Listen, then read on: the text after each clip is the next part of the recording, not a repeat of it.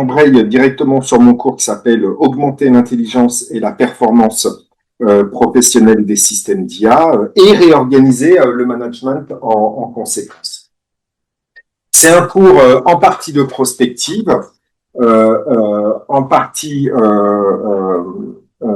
théorique. Ça sera le seul cours, on va dire, un peu conceptuel, théorique, dans le cadre de cette formation qui, comme vous le savez, n'est pas du tout centrée sur la théorie, mais au contraire sur l'outillage, la méthodologie et la pratique immédiate. Mais vous êtes dans cette formation qui est portée par l'IAE de Paris. On est et par Néocognition. On est dans un cadre universitaire et il nous a semblé, avec Maria, important que vous ayez, même si ça va être à minima une seule fois, accès à ce type de réflexion de réflexion théorique sur l'intelligence artificielle. Alors, en introduction, je dirais que historiquement, ce sont les savoir-faire et les compétences critiques des acteurs d'une organisation qui contribuent de façon significative à faire la différence. C'est-à-dire qui constituent ce qui fait le succès de cette organisation. Mais depuis l'avènement de l'IA générative, cette compétence, elle n'est plus située dans les seuls acteurs humains, mais également dans les LLM, les modèles de langage, qu'ils utilisent au service de leur activité. Et donc, à partir de maintenant, ce sont aussi les compétences critiques des architectures LLM propres à une organisation qui vont, oui, modèle de langage, les modèles de langage, large language model. Donc, à partir de maintenant, ce sont aussi les compétences critiques des architectures LLM propres à une organisation qui vont aussi de plus en plus faire la différence. Or, les sciences cognitives, les sciences de la cognition, naturelles comme artificielles, elles identifient les caractéristiques fondamentales des systèmes intelligents, notamment leurs compétences d'analyse des situations, leurs compétences de raisonnement, leurs compétences de décision. Et donc la question, on va dire dans la logique prospective qui va être celle de mon cours inaugural de ce matin, la question devient comment incorporer ces caractéristiques d'intelligence, notamment d'intelligence professionnelle spécifique à un secteur professionnel donné, dans l'architecture, dans le framework des systèmes d'IA, notamment de LLM, d'une organisation. Et ça, au service d'une IA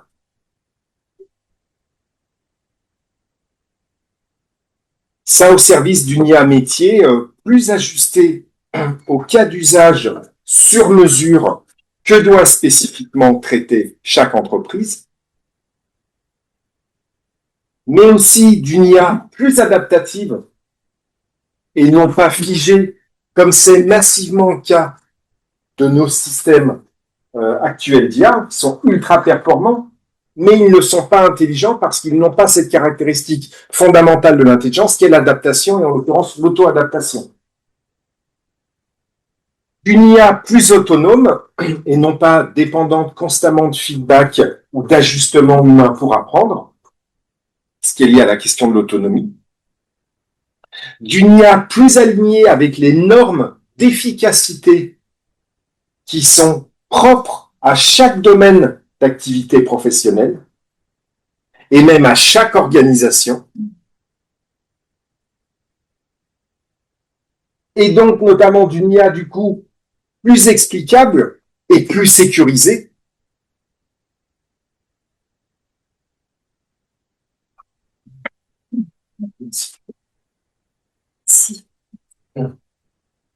et donc au final d'une IA cognitivement augmentée et dès lors plus efficiente dans le cadre de l'intégration des technologies d'IA au cœur de la transformation managériale et stratégique des organisations. Quelques exemples. Dans le secteur bancaire, une IA qui pourrait adapter ses modèles de détection de fraude à chaque type de transaction et aux régulations locales en temps réel. Ou dans le domaine de la santé, des IA médicales qui se recalibreraient automatiquement selon le type de pathologie ou la spécialité du service hospitalier ou tel nouveau protocole national. Ou encore dans la branche de l'industrie, des systèmes prédictifs qui ajusteraient leur modèle de maintenance selon la typologie des machines et la saisonnalité des opérations. Et dans le cadre des activités, alors non plus de recherche fondamentale, comme ce dont je vous parlais juste avant, mais de recherche et développement, de recherche appliquée qu'on réalise dans Néocognition, je vais vous présenter une typologie de 3 niveaux d'augmentation cognitive de systèmes d'IA au service de l'efficience professionnelle et de la dotation par une organisation de compétences cognitives professionnelles synthétiques qui font la différence. Premier niveau d'augmentation cognitive, la modularité neurosymbolique et le couplage externe. C'est-à-dire des modules IA experts, spécialisés, qui appliquent profondément et potentiellement très efficacement les règles d'efficience d'un métier, voire d'une organisation.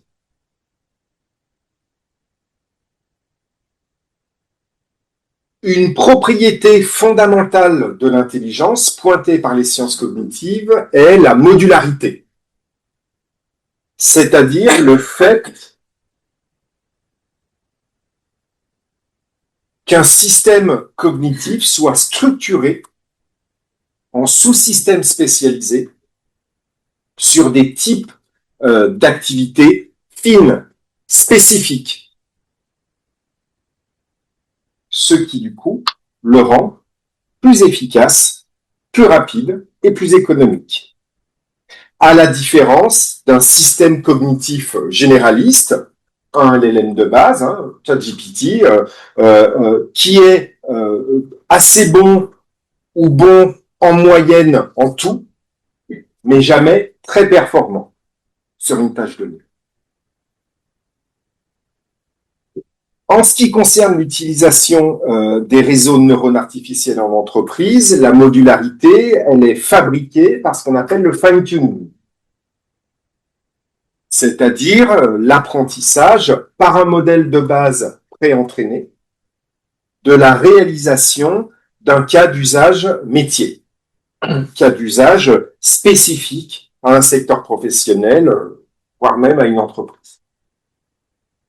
Ce qui améliore, on le sait, significativement la performance des modules IA ainsi obtenus, qui deviennent des experts sur mesure des tâches techniques professionnelles qu'ils ont respectivement à traiter. Et on va alors pouvoir fabriquer chaque module IA expert en optimisant, c'est-à-dire en ajustant, en complétant, en repondérant les compétences fondamentales d'un modèle de base, dont ce module expert a de façon sur mesure précisément besoin pour agir efficacement. Et ça, on va le faire avec des méthodes de fine-tuning ultra légers, dites à paramètres efficients. Voilà le type au niveau mathématique de technologie qu'on va utiliser pour faire ce genre de choses. Là, c'est un cas avec ce qu'on appelle l'analyse spectrale en mathématiques, la décomposition en valeurs singulières. Pour ceux qui ne comprennent pas ce formalisme, vous faites semblant. On a l'air plus intelligent. Effectivement, toujours avoir l'air intelligent. Mais limite du fine-tuning, ça existe le fine-tuning, mais limite du fine-tuning classique est liée à une autre propriété fondamentale de l'intelligence, pointée par les sciences cognitives, à savoir l'autonomie, qui renvoie à la possibilité d'un système cognitif, j'en parlais tout à l'heure, d'apprendre de façon en partie au moins indépendante. Ce qui se traduit en machine learning, en deep learning, par les sujets d'auto-feedback et d'auto-apprentissage, c'est-à-dire la possibilité autonome d'un système IA d'évaluer la qualité de ses propres réponses durant le fine-tuning de ses modules experts, à partir d'un référentiel normatif autoproduit. Et ça, en lien avec le problème de plus en plus crucial en IA de manque de données d'entraînement. Complexité de la fabrication de données étiquetées, absence fondamentale de données dans les secteurs professionnels, données Internet déjà toutes utilisées, ce qui génère notamment des problématiques de type modèle collapse, c'est-à-dire ce qu'on appelle l'effondrement de la récursion, la dégradation des modèles entraînés sur des données synthétiques qui sont dégradées en qualité et ou en diversité.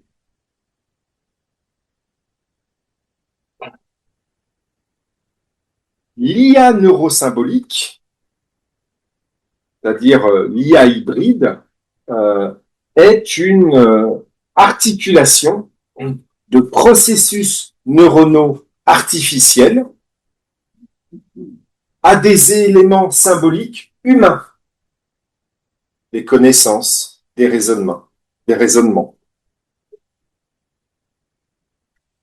Et l'IA neurosymbolique est de nature à apporter une solution à ces enjeux que je viens de mentionner, à ces problématiques que je viens de mentionner, d'autonomie, de génération de données d'entraînement, d'auto-feedback et d'auto-apprentissage.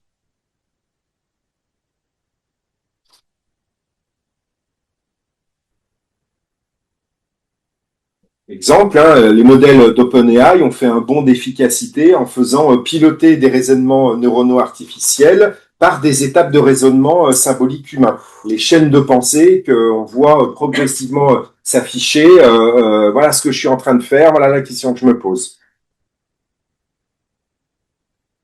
Mais ça fonctionne, cette IA neurosymbolique, ça fonctionnera suffisamment à partir du moment où on va l'optimiser en passant d'une IA hybride telle qu'elle est actuellement, c'est-à-dire pensée et fabriquée de façon exogène, c'est-à-dire des modules distincts, respectivement neuronaux et symboliques, qui interagissent de façon externe. Donc, passer de ça à un système d'IA hybride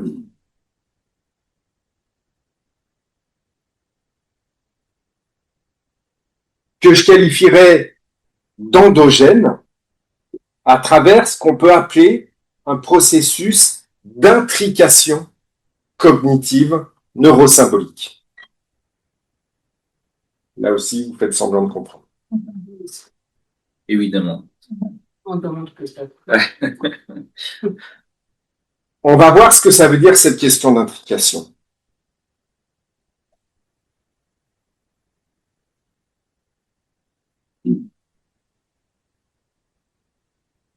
L'intrication cognitive, elle permet une implantation neurosymbolique de chaînes humaines de pensée, des raisonnements, des règles d'efficience professionnelle qui sont déterminantes ces chaînes de pensée qui sont déterminantes pour le traitement d'un cas d'usage métier donné, leur implantation dans un réseau de neurones artificiels.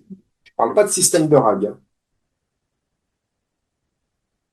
C'est-à-dire une injection de normes symboliques humaines d'efficience de façon intime au cœur même de chaque couche neuronale d'un module IA expert à fabriquer. Module IA qui va donc profondément, potentiellement très efficacement, fonctionner en respectant ces normes lorsqu'il traite le cas d'usage qui lui est propre. Avec les contraintes métiers et les paramètres techniques sur mesure qui sont spécifiques à ce cas d'usage-là précis et même à l'organisation qui les traite. Notez vos questions si vous le voulez bien et puis après on va revenir dessus. L'idée, elle est la suivante. On identifie ou on fait identifier de façon automatique par le système sur Internet par exemple, en lien avec les critères propres au secteur professionnel, voire à l'entreprise impliquée, des normes d'efficacité attendues, des critères d'efficience à respecter lorsqu'un module expert qui doit être fabriqué, qui doit être fine-tuné, traite un cas d'usage métier spécifique. Puis, deuxième temps, durant la phase de fine-tuning de ce module expert, un auto-feedback est réalisé de façon autonome en lien avec ces normes d'efficience professionnelle symbolique. Et en faisant ça, on adresse, du coup, ce que j'ai mentionné précédemment, les sujets d'autonomie, d'auto-feedback, d'auto-apprentissage et de données d'entraînement étiquetées en apprentissage supervisé. Ici, la valeur ajoutée, c'est que on s'en dispense en partie de ces données étiquetées.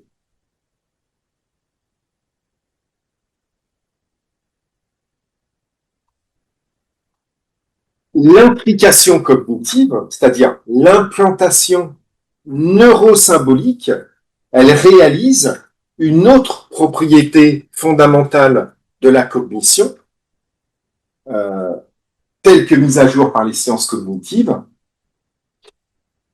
le couplage externe, au sens de Francisco Varela du Collège de France. Le couplage externe, c'est-à-dire la possibilité des modules experts IA sur mesure de se phaser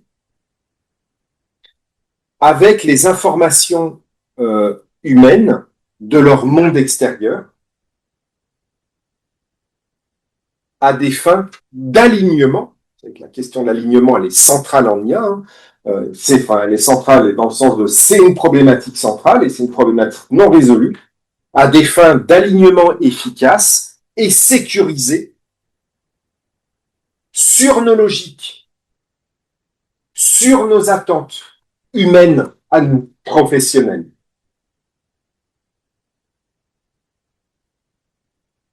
Ce qui adresse alors les problématiques centrales d'explicabilité,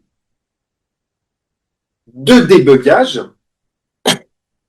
de débiaisage et de sécurité de nos modèles experts IA. En faisant ce que je vous raconte, on sait en partie comment ils pensent. Parce qu'on formate leur pensée.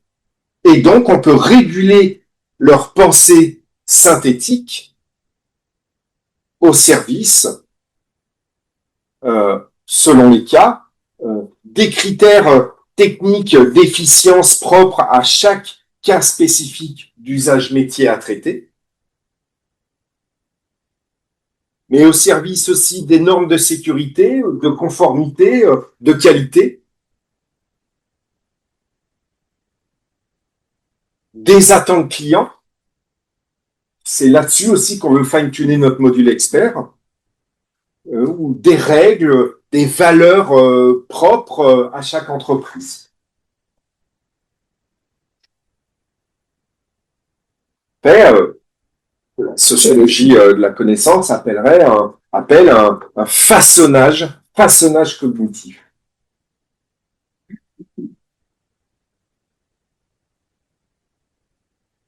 Alors, ça je passe. En résumé, le mode opératoire de ce premier niveau d'augmentation cognitive dont je suis en train de parler, c'est le suivant. Pour chaque cas d'usage significatif de l'organisation, on fait un fine-tuning ultra léger de son module IA expert associé, ce cas d'usage, qui est important pour moi, organisation. Et ça, on le fait par optimisation des compétences du modèle de base qu'on utilise, du modèle pré-entraîné de base, et on optimise dans ce modèle de base celles de ces compétences à ce modèle de base qui sont spécifiquement liées à cette expertise. Via ce qu'on appelle l'intrication cognitive, qui est à nouveau une implantation neurosymbolique profonde de règles d'efficience professionnelle sur mesure à telle organisation. Règles d'efficience qui sont liées selon les besoins de l'organisation à des critères d'efficacité technique, de sécurité, de conformité, de qualité, de rapidité, de rentabilité, d'attente client, de culture d'entreprise. Et on peut en mesurer le ROI en termes de KPI avec un dispositif pré, post-test utilisation de ce module expert. La valeur ajoutée de ce premier niveau d'augmentation cognitive, c'est des modules IA experts de cas d'usage spécifiques aux règles de l'organisation. Module expert fabriqué de façon rapide, économe, avec une faible empreinte carbone.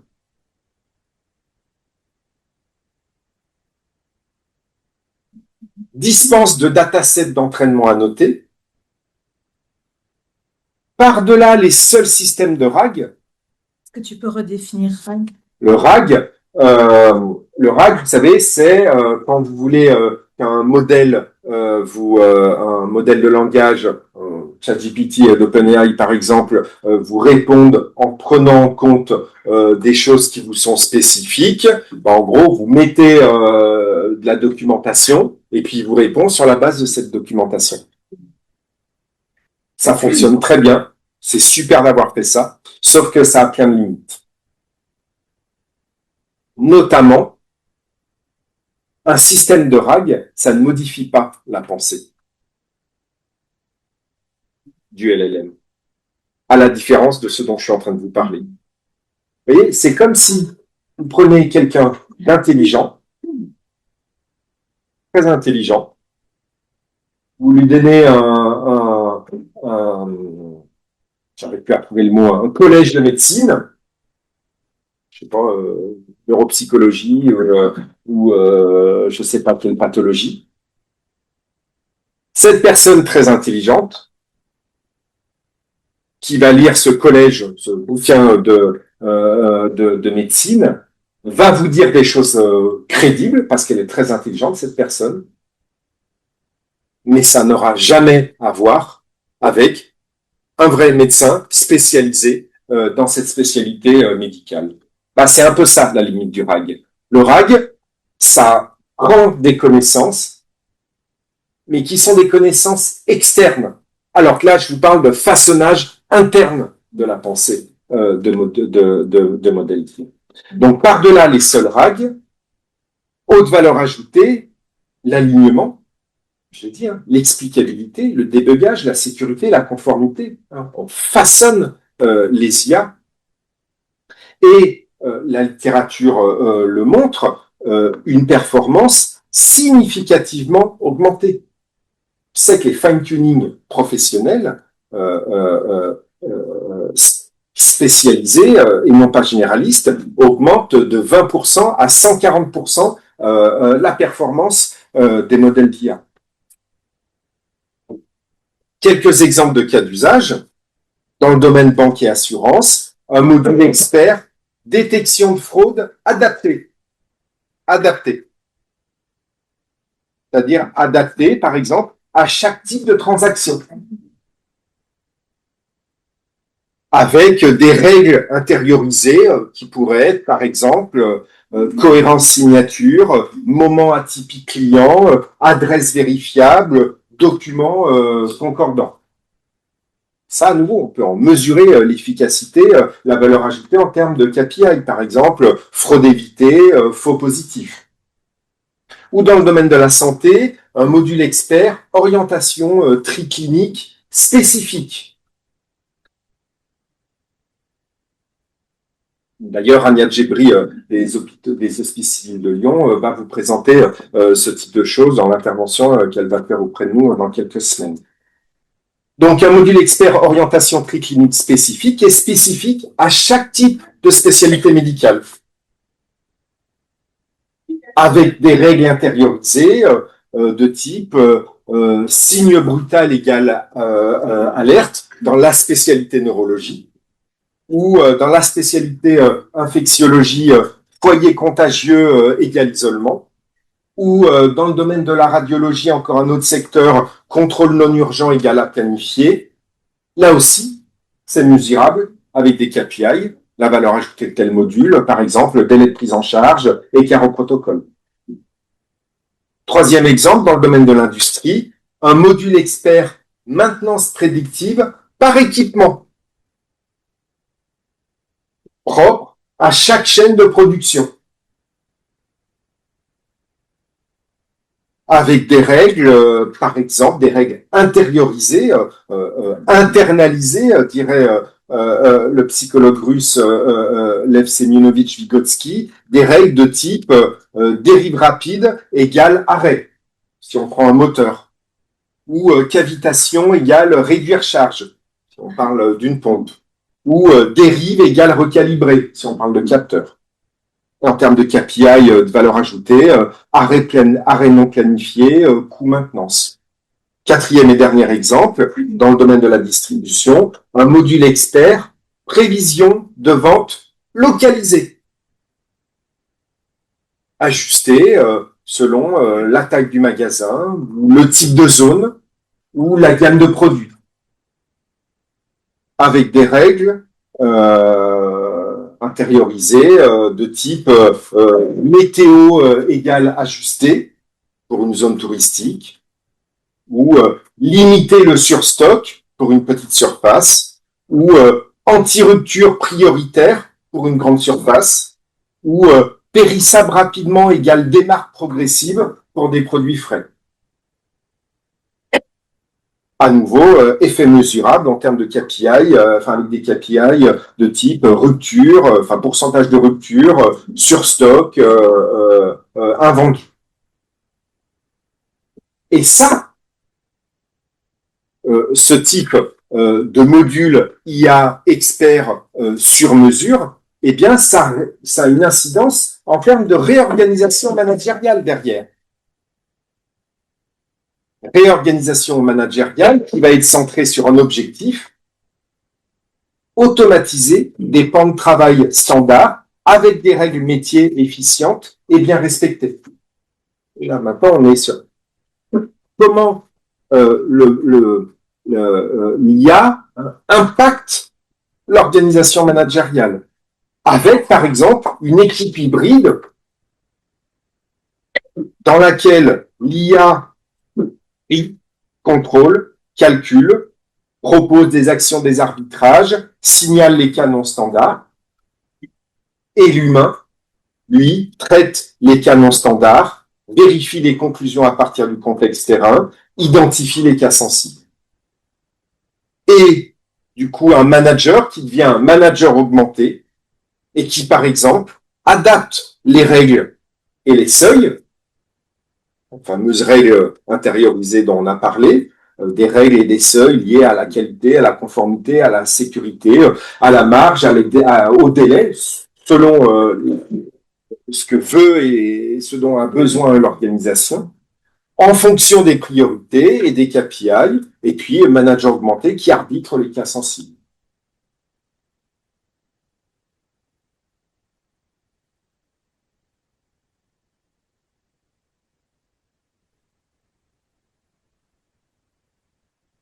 Et donc, on aboutit ici à un process IA augmenté, IA intégré, où l'IA traite la majorité, l'humain gère les cas particuliers, le manager ajuste les règles selon les priorités et arbitre, avec comme effet potentiel une réduction des coûts de traitement, des coûts opérationnels, une hausse de la qualité, une accélération des cycles.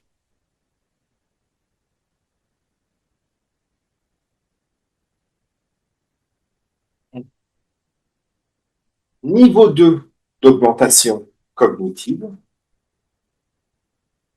le couplage interne et l'interopérabilité. Là, on va faire un pas de plus dans l'augmentation cognitive. Ici, on a des modules experts combinés. Là, les modules experts dont j'ai parlé précédemment, mais ils deviennent combinés, interopérables. Et du coup, ils produisent une exécution unifiée, cohérente.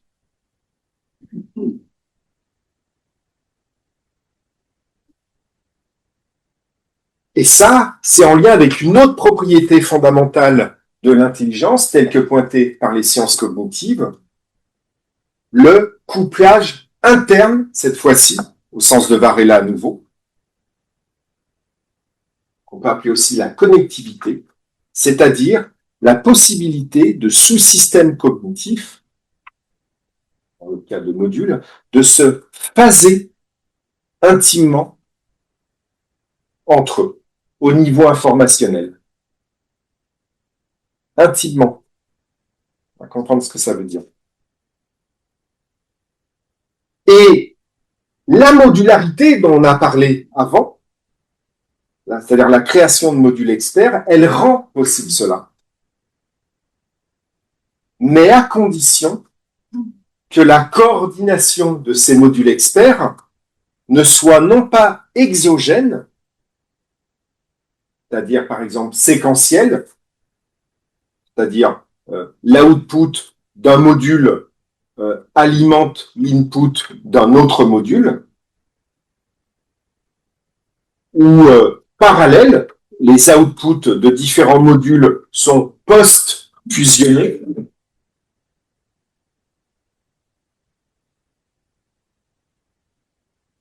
Donc, non pas une coordination exogène, je viens de prendre deux exemples, mais une coordination endogène, c'est-à-dire une vraie coordination. Une coordination endogène, une coordination intrinsèque. Intramodulaire et non pas intermodulaire.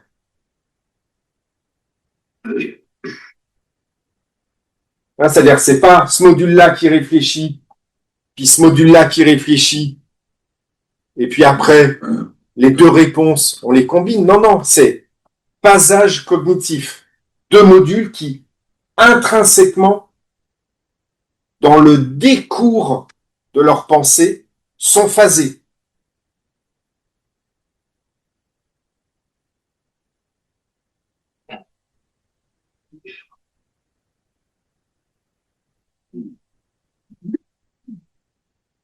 Ça renvoie donc à ce qu'on peut appeler le phasage cognitif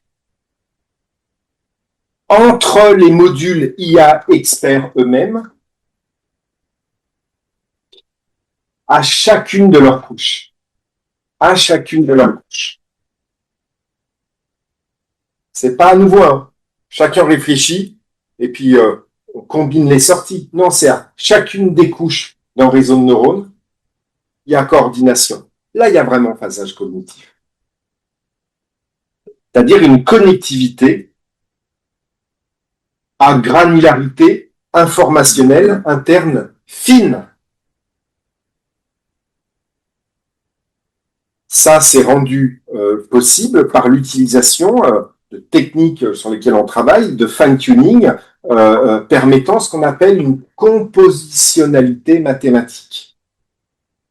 C'est-à-dire, pour le terme dans le vocabulaire de ce qu'on appelle les espaces vectoriels, un alignement géométrique, un phasage dimensionnel des différents modules experts fine-tunés qui sont fine-tunés sur les mêmes directions vectorielles, c'est-à-dire les mêmes compétences, les mêmes concepts fondamentaux inchangés du modèle de base. À nouveau, on prend un modèle de base, un modèle préentraîné, généraliste. Il a une infinité de compétences et quand on va le fine-tuner, on va optimiser certaines de ces compétences, pas toutes, celle-ci, celle-ci, celle-ci et celle-ci, qui sont spécifiquement liées à la spécificité du cas d'usage.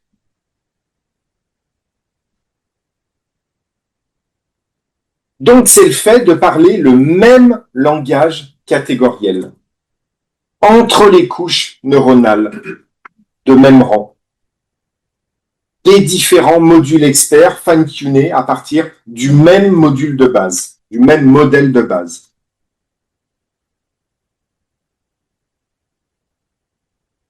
Et ça, faire ça, ça permet un raisonnement intégré, simultanément distribué sur les différents modules IA experts, qui sont conjointement nécessaires pour le traitement cohérent, unifié et efficient d'un cas d'usage donné, d'un même cas d'usage donné.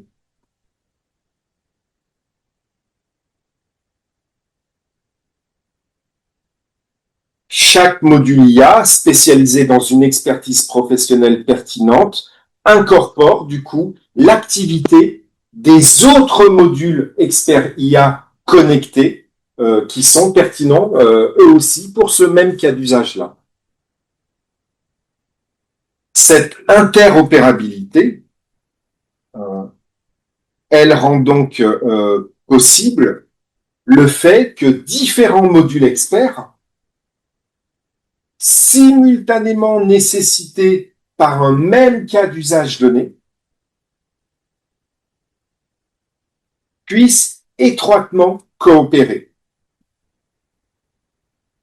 au sein d'un écosystème cohérent d'expertise, métier pertinente, pour une efficience accrue, qui est conjointement distribuée sur les différentes expertises professionnelles impliquées par ce cas d'usage.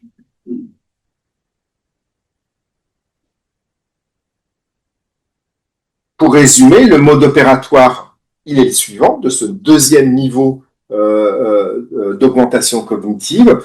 Pour chaque cas d'usage significatif, à expertise multiple, on fait des fine-tuning de ces différents modules experts impliqués. Puis on fait ce qu'on va pouvoir appeler une fusion statique de ces modules experts interopérables par le processus de phasage cognitif dont je vous ai parlé précédemment. Et là aussi, on peut regarder la valeur ajoutée d'une telle démarche avec des KPI pré- et post-utilisation de cet écosystème d'expertise. En termes de valeur ajoutée, ce deuxième niveau d'expertise, il permet une interopérabilité, à nouveau, des modules IA experts parlant le même langage et pouvant donc interagir. Un écosystème de coordination fine des expertises des modules spécialisés conjointement nécessaires, ce qui permet une exécution intégrée, cohérente.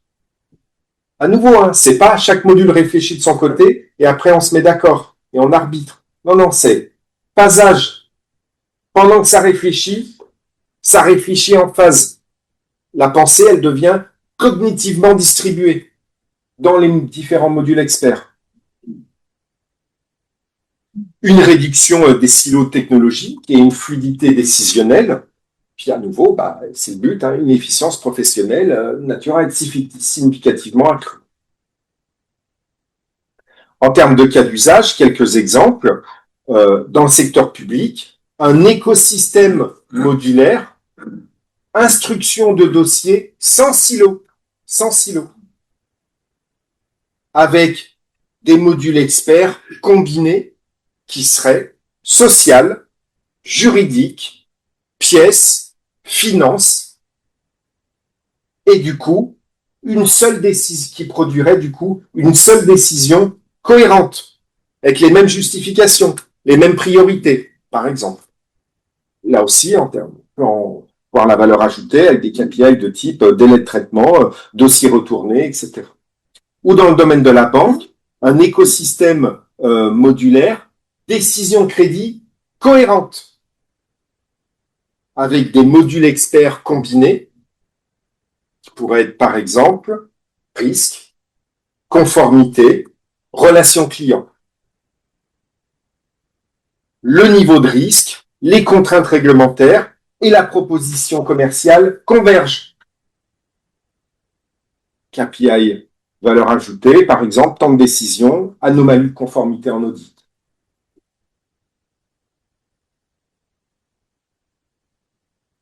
Troisième exemple, dans le domaine médical à nouveau, un écosystème modulaire, parcours patient orchestré, avec des modules experts combinés qui seraient par exemple médical, imagerie, administratif. Et du coup, le médical sait ce qui est disponible en imagerie, l'administratif sait ce qui est prioritaire au niveau médical. KPI, durée de parcours, réadmission évitable, par exemple. Troisième et dernier exemple. Dans le domaine de la construction, un écosystème modulaire, pilotage chantier intégré, avec des modules experts combinés, des modules IA experts combinés, planning, achat, qualité, sécurité. Et par exemple, si le planning bouge, achat et sécurité s'alignent automatiquement au lieu de repartir de zéro, avec comme KPI de valeur ajoutée, par exemple, dépassement de budget, retard.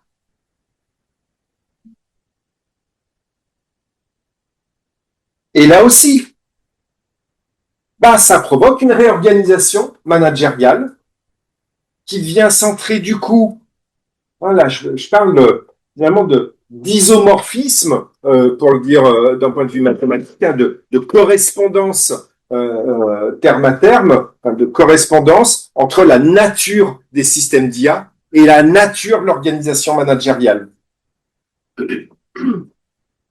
Donc, réorganisation managériale qui vient centrer sur un objectif, plusieurs expertises hybrides travaillent ensemble sur un même dossier, sans aller-retour, ni silo, pour une décision unifiée.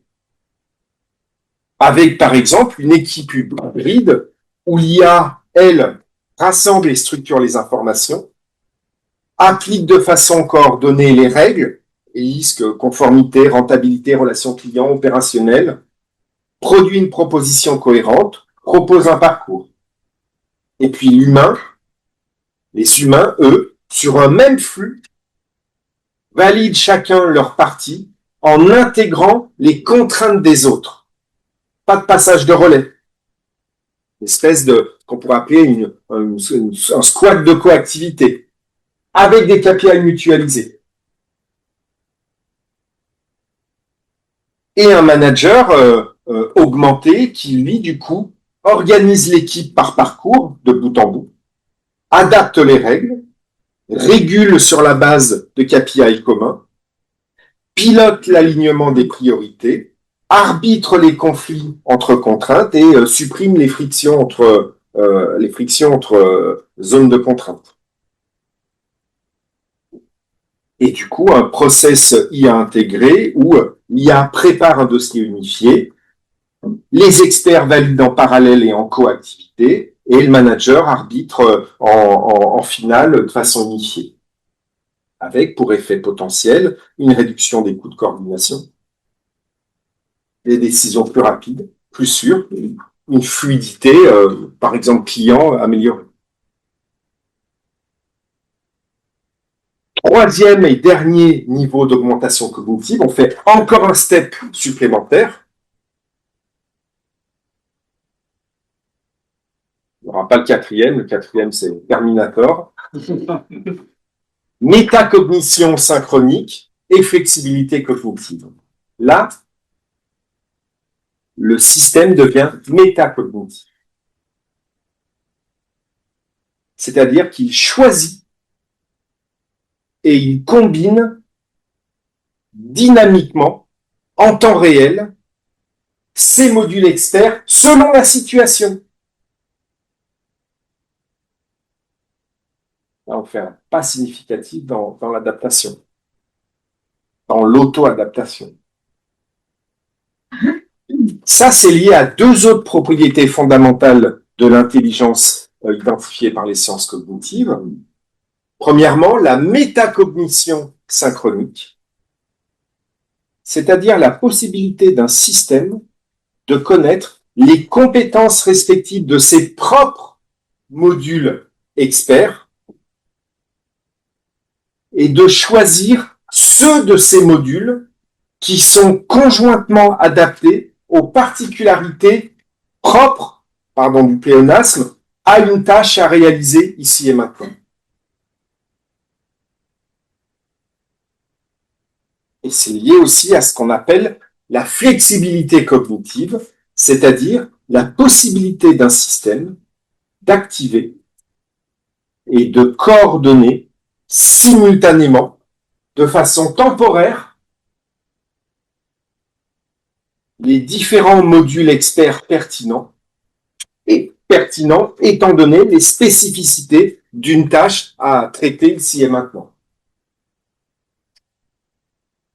Et la modularité, le niveau 1 d'augmentation cognitive dont on a parlé, et le couplage interne, le niveau 2 dont on a parlé, rendent possible cette métacognition synchronique et cette flexibilité cognitive. Résumé, hein, le mode opérateur, il est le suivant. Une sélection autonome des expertises métiers conjointement pertinentes ici et maintenant en fonction des spécificités de la tâche à réaliser à cet instant et de son contexte. Et une fusion, non plus statique, mais dynamique, une fusion dynamique pondérée et temporaire des modules experts identifiés. Ah ouais, là, j'ai ça à faire. Je parle de l'IA, là. J'ai ça à faire. Ah ouais, ça, mes compétences, c'est ça. Ce truc que j'ai à faire, il y a besoin de ça à 50%, il y a besoin de ça à 25%, il y a besoin de ça à 10%. Allez, je fais ma recette de cuisine, boum, je m'auto-charge.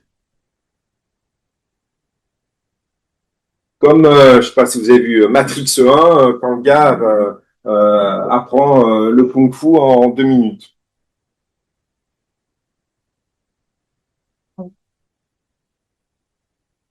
Avec pour valeur ajoutée une connaissance et une orchestration intelligente des modules experts qui sont spécifiquement à valeur ajoutée pour une tâche à réaliser. Et du coup, des réponses adaptatives, un gain d'agilité organisationnelle. Et à nouveau, c'est le but encore et toujours, une efficience professionnelle a priori significativement accrue.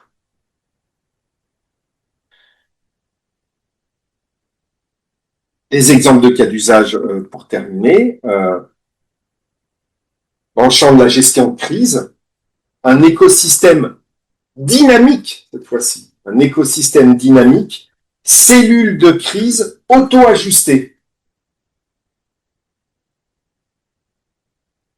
qui Pour une situation de type A, qui serait incident sécurité sur site et risque médiatique,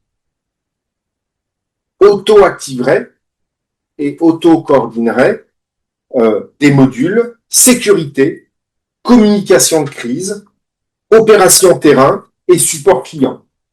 Alors que ce même système, ce même écosystème dynamique, face à un autre type de situation, B, qui serait rupture d'approvisionnement critique, va activer et coordonner modules, des modules, achats et fournisseurs, logistique, planification, qualité.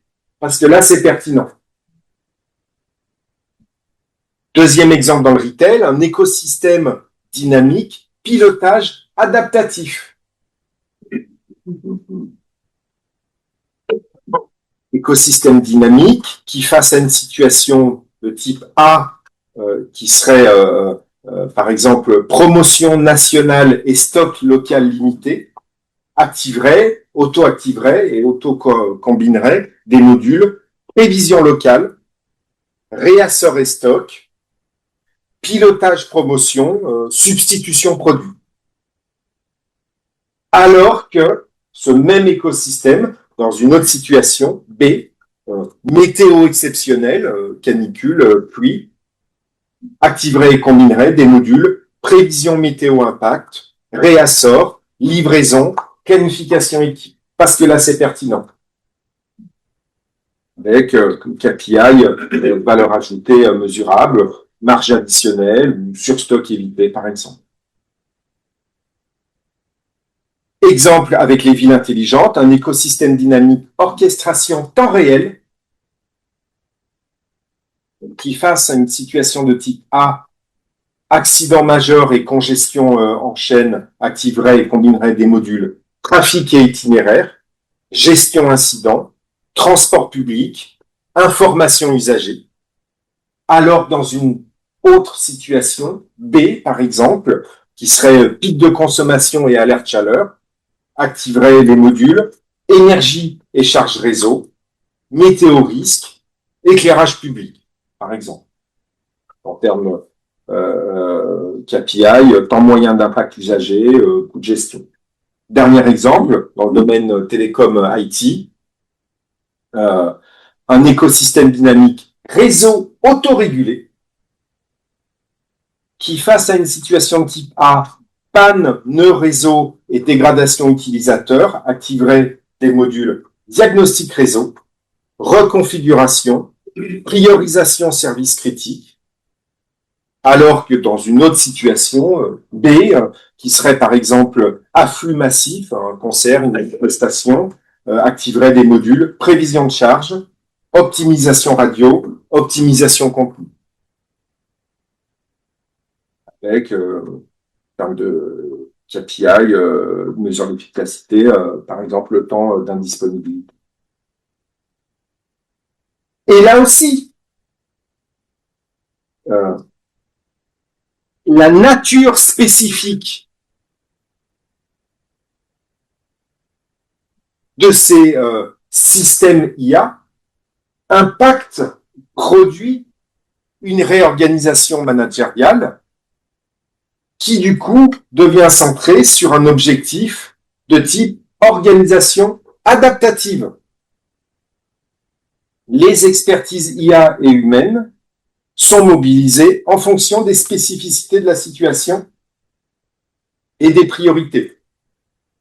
Avec, par exemple, une équipe hybride dans laquelle l'IA détecte le type de situation, son type, sa criticité, son impact business, ce qu'on veut, identifie les expertises IA et humaines qui sont alors pertinentes, propose un plan cohérent d'action, tâches distribuées, préconisations aux experts humains centrés coactivité, délai, priorité, message, et réalise ses propres activités aussi. Et les humains qui, eux, interviennent sur leur champ respectif pertinent, en coactivité, avec un objectif commun. Et le manager augmenté, qui, en mode routine, valide le résultat final, en mode tension, valide la proposition d'expertise et le plan d'action proposé par l'IA et adapte les règles aussi. Ce qui aboutit à un processus IA intégré où l'IA identifie et structure les compétences pertinentes. Les humains pertinents opèrent de concert sur leur domaine respectif et le manager vérifie à un niveau qui est fonction de la criticité, par exemple.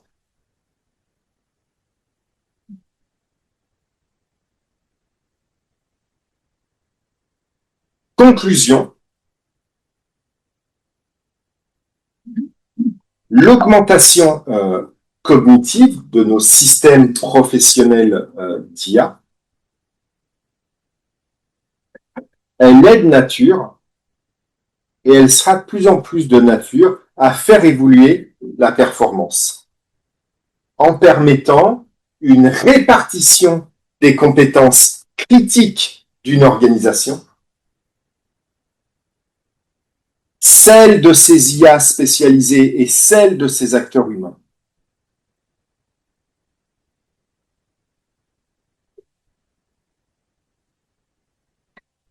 Puis une authentique coordination plus efficace de ces compétences, ça c'est le niveau 2, et même une orchestration adaptative en temps réel de celle-ci, ça c'est le niveau 3.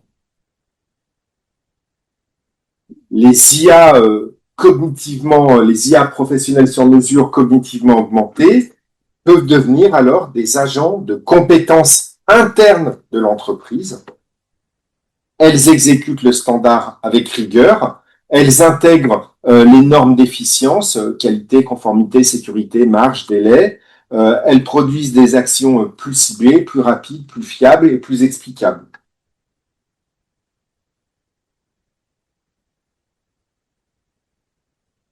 Et dans ce cadre, alors, l'équipe hybride est une architecture de rôle.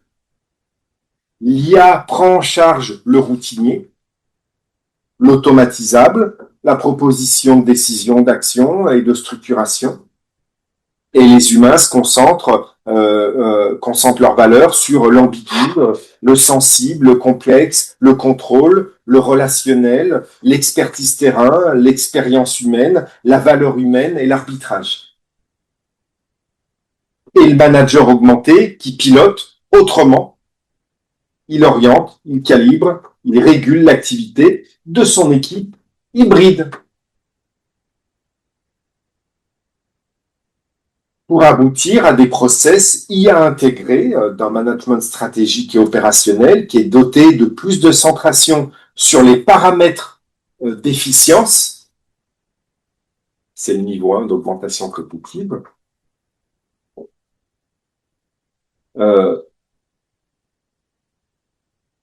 dotation aussi de plus de coactivité, c'est le niveau 2, et d'une capacité d'adaptation supérieure face à la nouveauté, la spécificité, la complexité, c'est le niveau 3. Avec, au plan économique, une promesse qui est mesurable, la réduction des coûts de traitement, l'accélération des cycles, la diminution des erreurs, l'optimisation des ressources et des opérations, et donc au final, un gain de productivité, de marge, de qualité, de croissance et de capacité d'innovation. Bien entendu, tant que tout cela est aussi pensé au service des acteurs humains qui composent l'organisation. Et là aussi, l'IA cognitivement augmentée, elle peut se révéler pleine de promesses. Je m'arrête là. Il y a eu beaucoup d'informations.